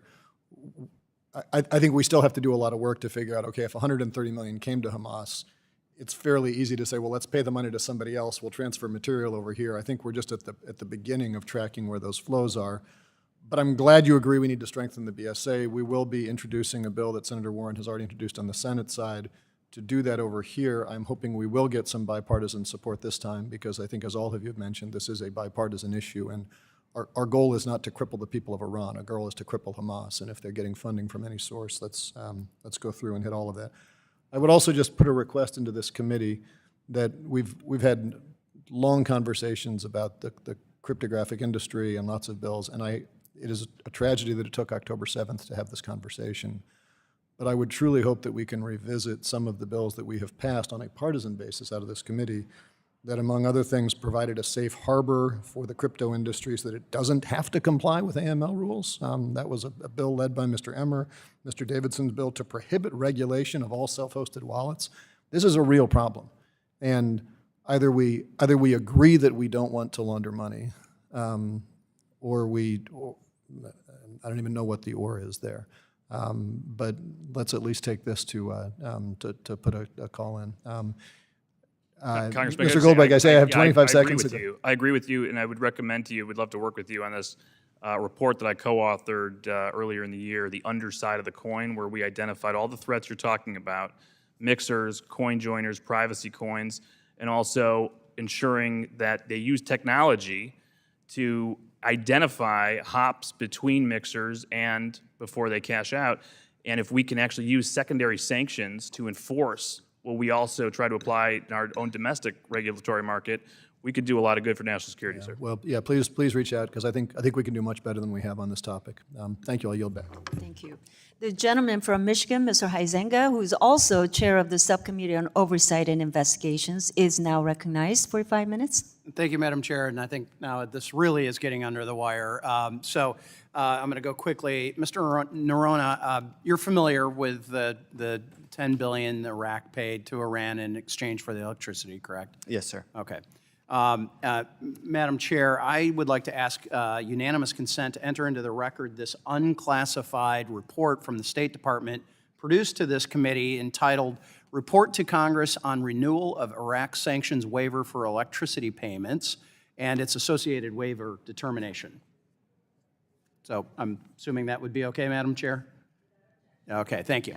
So, Mr. Noronha, are you familiar with the waiver determination and the reports to Congress like this one I just mentioned? Yes, sir. I used to draft them from the State Department myself. Okay. Can you explain how a waiver authorizing a funds transfer is different from other 120-day sanction waivers and why it's required? Under existing law passed by Congress in 2012, the administration is able to allow a country, say like Iraq, to do bilateral trade with a country like Iran, but they're not allowed to set up an account in a foreign country or allow other countries to convert those funds unless those countries are also given a waiver. But they would have to meet certain qualifications in order to do so. Okay, and that was the 2012 NDAA? Yes, sir. That with those provisions? Section 1245. Okay.